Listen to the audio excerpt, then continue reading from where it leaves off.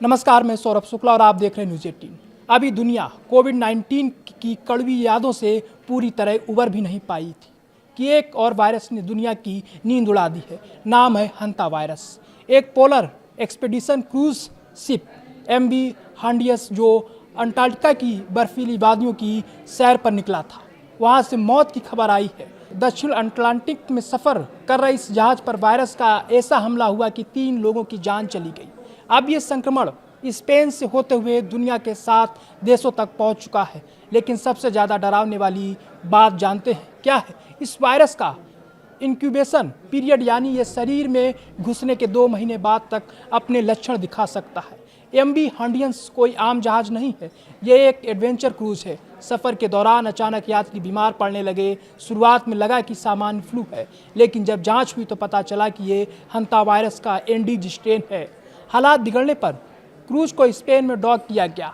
यात्रियों को एयरलिफ्ट कर उनके देशों में भेजा गया, लेकिन तब तक वायरस अपनी सरहदें पार कर चुका था। अब तक Netherlands, Britain, Germany, Switzerland, France, America और स्पेन में इसके मामले सामने आ चुके हैं। नीदरलैंड्स में 2 और जर्मनी में 1 मौत ने स्वास्थ्य एजेंसियों को हाई अलर्ट पर डाल दिया है।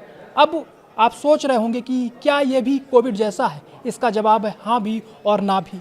संक्रमण का जरिया आमतौर पर हंता वायरस चूहों या उनके मलमूत्र से फैलता है। इंसान से इंसान सामान्य हंता वायरस एक इंसान से दूसरे में नहीं फैलता है, लेकिन एंडीज स्ट्रेन बहुत दुर्लभ है। इसमें सीमित स्तर पर इंसान से इंसान में संक्रमण संभव है। सबसे बड़े खतरे की बात करें तो WHO ने चेतावनी दी है कि इसका इंक्यूबेशन पीरियड 6 से 8 हफ्तों का है। यानी अगर आज कोई यात्री स्वस्थ दिख रहा है तो मुमकिन है कि 1.5 महीने बाद वे अचानक गंभीर रूप से बीमार पड़ जाए।